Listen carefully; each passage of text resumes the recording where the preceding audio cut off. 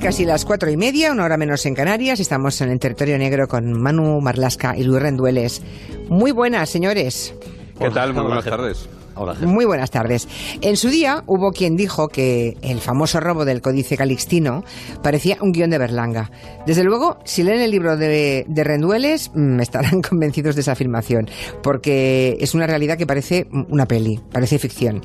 Y así, con todos esos tintes de extravagancia, de costumbrismo, con los ingredientes de la mejor novela negra y con la prosa fina que él gasta, pues Luis Rendueles ha narrado en este libro el robo del Códice Calixtino, con un título que luego contaremos por qué se llama así, aunque lo dijo ya hace algunos días.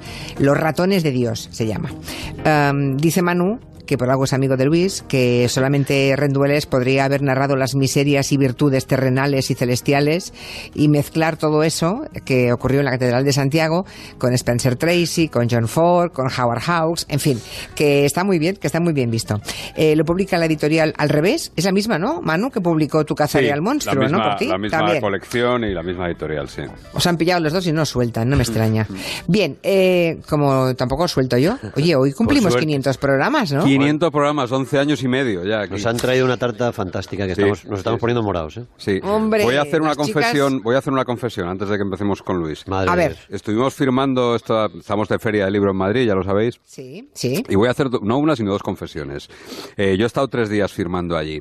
Pues un 75-80% de la gente que venía a que firmase el libro eran además oyentes de Julián La Onda y de Territorio Negro. Es más, el último fin de semana que estuve firmando, vino la que yo creo que es la oyente de Territorio Negro más joven, una niña que se llama Claudia, que tiene 9 años y que no había nacido cuando empezó Territorio Negro. Y sus padres me pidieron expresamente que le firmase el libro porque no se perdía un martes Territorio Negro. Caray, pues con esa edad no sé yo si habría algún martes que no le recomendaría, ¿no? Yo estuve, pero bueno, el domingo y el 80% eran mujeres, de todas las que me pidieron firmar el libro. Las que leemos más, dicen, ¿no? Y el 80% venían solo y exclusivamente por Territorio Negro, lo cual me dejó también bastante sorprendido y bastante halagado también. Bueno, o sea que bueno... No nos pidas los derechos de autor, pero sí que tienes parte en esto. Pero una paellita podría caer, ¿no? Ven, una paellita, vale, paellita, sencilla, ¿no? Ven. Bueno, pues 500 territorios negros que cumplimos hoy con Manu Marlasca y Luis Rendueles. Bien, diremos que la editorial le dio a Rendueles carta blanca, me han contado, ¿no?, para que escribieras sobre algún tema de crónica negra y tú escogiste el caso del Códice Calixtino, ¿no? Sí. Supongo que después de 20 años de carrera contando las cosas más brutales de la historia negra de España, escogiste el Códice Calixtino porque tenía muchos matices, algunos incluso divertidos, ¿no? Sí, primero porque no había visto un lugar del crimen igual. Es un lugar del crimen, un lugar de un delito impresionante, no solo por la catedral, la piedra, el silencio, el clima que hay ahí dentro, sino también por los personajes que hay en la Catedral de Santiago, además de los canónigos, que son gente que el más joven tenía 65 años. El Club de Juventudes. Claro, viven allí, mueren allí, les entierran allí. Tienen un poder inmenso en Santiago y yo diría que en Galicia. Y además de los canónigos, los seres gregarios, como los llamaba el juez Taín, ¿no? La gente que vivía trabajando en la catedral, y algunos de ellos tampoco salían casi de la catedral. El tiraboleiro, que es como llaman a la persona que lanza el botafumeiro, el guardés nocturno, en fin, el paisaje humano y el ambiente era inigualable. Me parecía el mejor sitio para escribir y a partir de ahí empezar.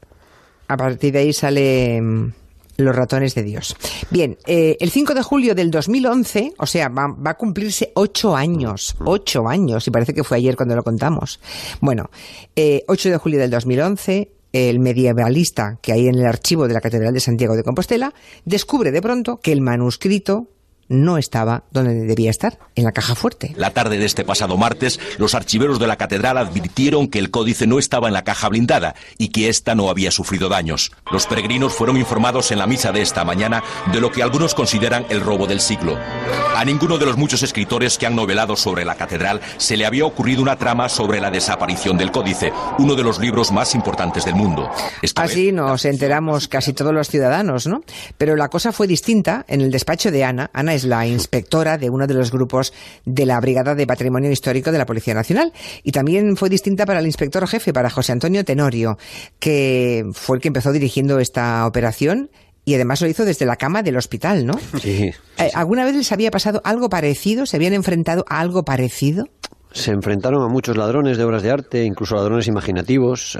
Ellos luego recuperarían los cuadros de Francis Bacon en Madrid, pero nunca, lo que te decía, ese escenario del crimen, esos personajes. Ellos decían, Antonio Tenorio me decía, que a veces cruzar la puerta de la catedral era entrar en otro tiempo y en otro país, ¿no? Parecía que era la Edad Media. Claro. Ellos decían que la catedral tenía ojos, ¿no? Que se sentían observados cuando entraban. Y no, nunca han hecho nada parecido. Tenorio está ya jubilado, nos estará escuchando desde Asturias, espero, a pesar de que tiene... Un abrazo desde aquí, que sepa, claro. ya tendrá tu libro, pero vamos, Sí, que sepa claro que que lo tienes tiene. palabras muy cariñosas en las dedicatorias del libro. Es que sin él no hubiese podido. Y Ana, que no me deja llamarla por su nombre, sigue trabajando en Patrimonio Histórico. Son dos policías muy distintos. Tenorio era un policía, un hombre de acción. Distintos, Sí, Manuel conoce a los dos. Y Ana es más cerebral, más técnica, más, no sé si más moderna, no sé si Tenorio se enfadará, más de otro estilo, ¿no? Y los dos hicieron un equipo muy... Ana fue la encargada de tratar con los canónigos y de tratar también con el electricista, a ver si de alguna manera se aparecía. Le sacaban, pues, claro. esos. El caso es que después de un libro y de todas las investigaciones que ha hecho, pues Rendueles ahora es un auténtico experto en el Códice Calixtino. Y los demás no teníamos ni idea de cómo era, vamos, a lo mejor ni de que existía hasta hace 8 años, ¿no? Recuérdanos cómo era, cómo es de tamaño, qué tipo de medidas de seguridad tenía, no sé. Y bueno, y ahora que ha vuelto, ¿dónde lo tienen? Sí, sigue en la caja fuerte del archivo de la catedral. Bueno. Lo cuidaban como un bebé, con una humedad que no podía bajar del 53%, ni subir del 65%, con una temperatura que siempre estaba entre 13 y 21 grados. El problema es que el deán, pues digamos que abría un poco la mano y consentía que eso estuviera sin la llave de la caja fuerte puesta, sin que entrara gente a verlo, en fin. Es un manuscrito del siglo XII, chiquitín, de 30 por 22 centímetros. Los cálculos más modestos dicen que vale 7 millones de euros. Hay personas que lo han valorado en 90 millones de euros. Se supone que lo hizo un papa, Calixto II, pero realmente parece que todo fue un poco operación de marketing, porque lo de esto del marketing, el relato no es cosa de ahora, para convertir a Santiago en una especie de segundo Vaticano. Y se hizo con piel de oveja. A las ovejas se les arrancaba pelo a pelo, y luego se pulía con piedra pómez para que se conserve ese papel de forma flexible, y así ha llegado desde el siglo XII hasta ahora, ¿no? Anda, no sabía eso del pelo a pelo, qué interesante. Bueno, las primeras hipótesis, cuando desaparece el Códice Calixtino, y las primeras líneas de investigación de la policía, ¿cuáles fueron? Lo primero que hacen es preguntar por un tipo que se llama Cisca, que le llamaban Usain Bolt, que era el mejor ladrón de... ¿Usain Bolt? Sí. ¿Corría mucho o qué? Sí. No eran capaces de cogerlo. Y se llevó 60 y tantos mapas de bibliotecas de toda España, incluso del monasterio del Escorial. Se llevó una cartografía de Ptolomeo. Y era un tipo húngaro que pasaba por España esquilmando bibliotecas porque era un artista. Se sacaba las ballenitas, estas cuñas que hay en las camisas de cuello duro. Para que los cuellos no se doblen. Se sacaba esas ballenitas y las usaba como cuchillas para arrancar las hojas, y así pasaba a los detectores de metales. Pero el día del robo del códice, Usain Bolt estaba en Torremolinos, en la playa. Con lo cual Cisca no podía ser. No podía ser. Y lo siguiente, cuando llegan a la catedral, la primera pista se la da el deán, el jefe del templo, que les habla de un párroco de la zona de Cangas que ha recibido la llamada de una persona que dice textualmente que ha sido un grupo neonazi gallego liderado por un tal Paco el que se ha llevado el Códice Calixtino. Y esa es la primera pista que se sigue, un neonazi gallego que sí era gallego, pero no era neonazi. Ni se había llevado el códice. Evidentemente. Claro, el caso, como decías, es que había auténtico hermetismo, ¿no?, en los habitantes de la catedral, ¿no? Y los canónigos, esos hombres que son todos mayores, muy herméticos, pero luego había también todo un entorno muy dado a los rumores, como ese que has comentado, a las acusaciones veladas, o sea que debieron de lidiar con un montón de pistas falsas, supongo. Sí, cuando la policía entra en la catedral de Santiago, ellos van a buscar el códice, pero al poner luz, eso pasa en los sucesos a veces, al poner luz sobre esa zona tan oscura, tan cerrada, acaba explotando un montón de historias. Entre otras, los robos que luego veremos de dinero de hacía muchísimos años en la catedral de Santiago, dinero de los peregrinos. Pero, por ejemplo, recuerdo ahora una monja de clausura que se acerca a los policías para decirles que posiblemente el ladrón sea el organista, Joaquín el organista, que tocaba... El teclas. Que le llamaba el teclas se llamaba. Mm. Y su argumento para decir que era que era el posible ladrón era que tenía contactos fuera del ambiente raros y que podía ser homosexual. Esa era la policía comprueba si el organista, porque era verdad que no raros, pero sí tenía, y le vigila estrechamente y le interviene en sus comunicaciones. Porque sí tenía contactos en el extranjero y se temían que podía haber vendido el manuscrito. Y lo pero que acaban, Teclas no fue. No, el Teclas simplemente era una persona bastante atormentada que sí tenía en su casa escondido un facsímil, una copia lujosa que había robado, fue detenido, el organista en su día, porque había robado una copia del códice, pero lo que ocurría es que el Teclas tocaba, según la monja, cuando a ella le tocaba cantar en el coro, en las misas, el Teclas subía el tono y tocaba muy fuerte el órgano para que no se la escuchara, ¿no? Lo que hizo la monja fue, digamos, ajustar cuentas con Claro, con el que se va a organista. enterar el Teclas. Efectivamente. Tú le das al órgano, verás tú, te va a visitar la policía. El Teclas que vivía angustiado porque alguien le pusiese el Códice Calixtino en su casa. Sí, sí. De hecho, pidió por Dios a la policía que entrase en su casa a ver si alguien le había metido el Códice Calixtino. Sí, sí, sí. Madre mía, imagínense qué ambientillo, dentro de la Catedral de Santiago. Y luego, obviamente, el juez Vázquez Zaín merece capítulo aparte. También el hijo del maestro de escuela y el ama de casa, que se crió en una aldea de 60 habitantes y que después de muchos años de lucha contra el narcotráfico en Galicia y luego también del caso Asunta Basterra, se encargó del Códice Calixtino, ¿no? Así nos contaba en este programa hace 2 años. Después de haber pasado por Villagarcía, Dios gracias, pues la madurez que se adquiere en esa zona, sobre todo la mano izquierda, que creo Sí, que en Santiago, claro. Sí, claro, la mano izquierda, que ya la tengo más grande que la derecha, pues uno aprende en que muchas veces es mejor prestar un servicio. Además es que yo tengo una conciencia clara de que si estoy en justicia es para prestar un servicio, no es para dictar doctrina. A lo mejor porque, como no soy buen jurista, sé que no voy a enseñar a nadie, pues prefiero en vez de dictar doctrina hacer un servicio. Y en este caso concreto había un servicio que estaba por encima de todo, que era recuperar el códice. Y ahí tenía un gran apoyo que era Antonio Tenorio. Antonio Tenorio es un héroe para mí. Y entre los dos intentamos hacer el juego del poli bueno, el poli malo, y ni siquiera así dobló. Entonces es cuando viene ese dicho de que la suerte a veces sonríe a los audaces, y tuvimos un golpe de suerte. Y, bueno, un golpe de suerte. Yo no sé si hubiera estado al frente de la investigación otro juez que no fuera Vázquez Zaín, si se hubiera resuelto de la misma forma y en el mismo tiempo este caso. Yo creo que no. Ni sin Zaín ni sin Tenorio hubiese sido igual, porque ellos dos, cuando él decía dobló, se refiere a derrotar al electricista que confesara. Ellos están convencidos después de un año de que lo tiene el electricista, pero no tienen ni una sola prueba. Y hay que dar una orden, hay que ser bastante valiente. Él habla de los audaces. Hubo que ser bastante valiente para firmar una entrada de registro en casa del electricista, porque se podía haber hecho el ridículo. Y de hecho el fiscal se retira y no firma esa orden. La firma el juez y el inspector Tenorio solamente. Y hay una doble audacia además porque Antonio Tenorio, que es un policía veterano y no solo policía de patrimonio, sino que ha estado en otros palos, sabe que tiene que jugar al límite de la ley y lo que hace es apretar, algo muy habitual, apretar al entorno y apretar al hijo del electricista, incluso a la novia del hijo del electricista, porque sabe que alguien va a flojear y efectivamente así es como se recupera. Estáis haciendo spoiler, yo que voy siguiendo aquí. Manuel que me boicotea.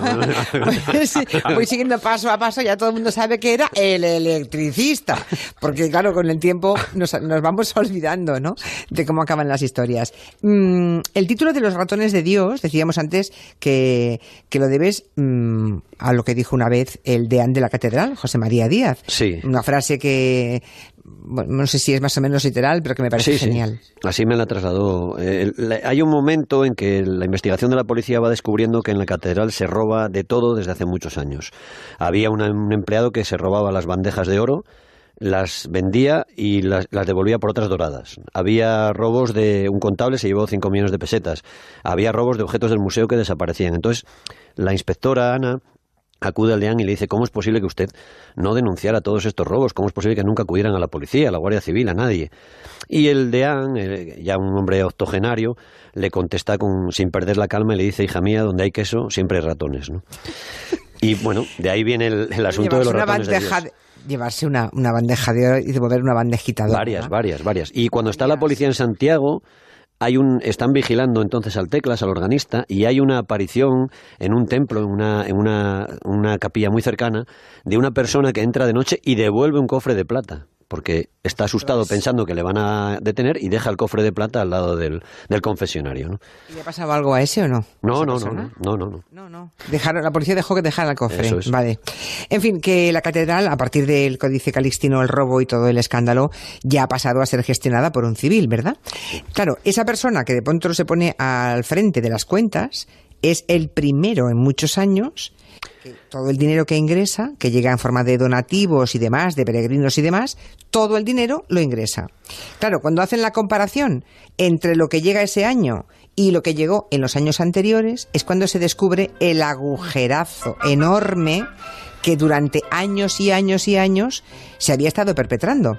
Para que se hagan una idea los oyentes, ¿de cuánta pasta estamos hablando? Es decir, ¿cuánto dinero distraían cada año? La Xunta de Galicia le arrebata el control a los sacerdotes del templo a partir de 2014. En 2013, que es el último año que, como tú decías, de control, digamos, de los canónigos durante siglos, declaran que los peregrinos dejaron en el templo 570.000 euros. En el año siguiente, con el ejecutivo nombrado por la Xunta, una persona, pues eso, un ejecutivo, un gerente, sí. Los donativos suben a 1.030.000 euros. Dios mío. Es el doble en un año. Si descontamos, porque es verdad que hay personas que me han pedido que descontemos, si descontamos el posible efecto farruquito, el efecto del morbo, de la gente atraída por el tema del Códice Calixtino y de devolverlo, al menos los cálculos más prudentes hablan de que uno de cada 4 euros estuvieron distrayendo, digamos, los ratones se llevaban 1 de cada 4 euros.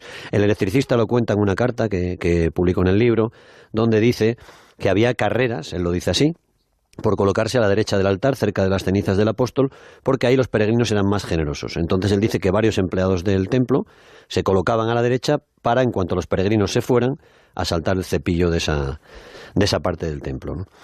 Barbaridad. Bueno, de 500 y pico mil a 1.000.000 y pico, la mitad. Bueno, pues hay gente que se ha hecho rica en la catedral. Bueno, el electricista tenía en casa 1.700.000 euros, se había comprado un ático en San Genjo, otro piso en Santiago. Bueno, claro, tú dirás, con ese pastón diario. Una vez resuelto el caso, esto decía el deán. No, yo ya sabía que era él desde hacía mucho tiempo. Tantos años pasándose una hora ante el Santísimo, quedándose al rosario. Yo creo que eso lo hacía de verdad, pero yo creo que puede ser un atenuante grande para él esta especie de doble personalidad, que se le da la tecla del hombre devoto y sale un rezador que reza de verdad.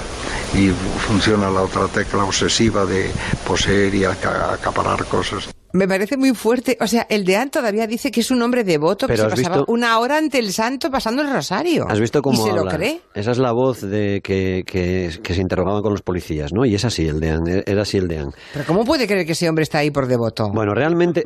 ¿Cómo va a robar un devoto todos los días? Vamos a ver. En el libro cuenta un capítulo, el electricista había sido casi pupilo del deán durante muchos años, su protegido por la catedral. El electricista llega a la catedral porque es sobrino de una mujer de la zona de las afueras de Santiago que llevaba leche buenísima, para que bebieran los canónigos. Y así entra en la catedral. Y es una especie de pupilo del deán durante años, hasta que le despiden. Él responsabiliza al deán del despido y no le perdona, y por eso va a acabar robando el códice. Pero la relación entre los dos es muy especial y... El códice y toda la pasta y muy, que tenía en casa, y muy particular. ¿Y los apartamentos en San Xenxo? Claro. Y hay un momento en que el electricista le pide a la mujer policía que le organice un encuentro con el deán, privado. El deán no se atreve y le dice a la policía: usted estará presente, no me dejará solo con él en ningún momento. Y ese encuentro que está en el libro, el deán le trata con esa educación que hemos visto, pero con esa misma frialdad, y el electricista intenta acercarse a él y le dice: usted no se acuerda cuando usted tenía frío en invierno y yo le ponía las zapatillas en el radiador para que usted tuviera los pies calientes, ¿no? Hasta ese punto. La policía que está delante se queda impresionada. Esa reunión fracasa. El electricista sale enfadado de esa reunión y no accede a devolver el códice, y entonces la guerra psicológica continúa otros meses más. Oye, por cierto, este deán que acabamos de escuchar no es el que luego apartaron de la iglesia. Sí, el año pasado... Por practicar tocamientos a un joven cuando era menor de edad. El año pasado hay un episodio que contaron los compañeros de La Voz de Galicia, diciembre de 2018, que hay un chico que dice que el deán le hizo tocamientos cerca de la catedral, y entonces con la política, digamos, nueva del Vaticano, el deán, que tenía 85 años, creo, es apartado, ya había sido destituido por el escándalo del códice, pero es apartado de la catedral y creo que está en una casa parroquial, creo que es en Mondoñedo, digamos que aislado del ruido y del... Ya. En fin, en el libro de Rendueles van ustedes a ver no solamente un relato pormenorizado de toda esta historia tan apasionante, sino imágenes que no hemos visto antes. Hay planos de la catedral que se hizo por parte de la policía, y fotografías de esa caja fuerte donde el electricista guardaba el dinero, del garaje, de los cuadernos manuscritos donde iba anotando sus robos. O sea, él iba poniendo de su puño y letra Sí, La pasta que distraía del cepillo. son ¿no? unos cuadernos de anillas, de escolar, de un chaval, de los que usan los chavales. Y ahí cada año, muy Tenía metódico... miedo que le robasen en su casa, digo yo, y por eso lo apuntaba. No ponía robé, ponía saqué. Él nunca ponía robé, ponía saqué. Saqué 3.000 euros. En un día llegó a sacar, creo que su récord fueron 37.800 euros en un día. Cuando la policía le pregunta al administrador, al sacerdote que administra la catedral, cómo es posible que se lleven 37.800 euros y no se den cuenta, el sacerdote dice que hay días que hay más de 50.000 euros, que es muy difícil saber lo que hay, ¿no? Bueno. Madre mía. Es que lo que me hace pensar el libro y todo esto es que no habrá sido solo el electricista, que es que esto durante tantos años, a saber la pasta que han sacado de ahí de los pobres peregrinos, ¿no? Bueno, cuando la policía empieza a investigar, hace una lista de 13 personas, que yo les llamo los 13 negritos del templo, y en esas personas, por ejemplo, una de ellas, un trabajador, tenía 300.000 euros en una cuenta. Era un trabajador de la catedral. Él decía que lo había ahorrado durante años. Hay varias personas más, empleadas del templo, que son investigadas por No ha podido cantidades... demostrarse lo contrario, ¿no? Claro, no. o sea, Además, que el juez 300...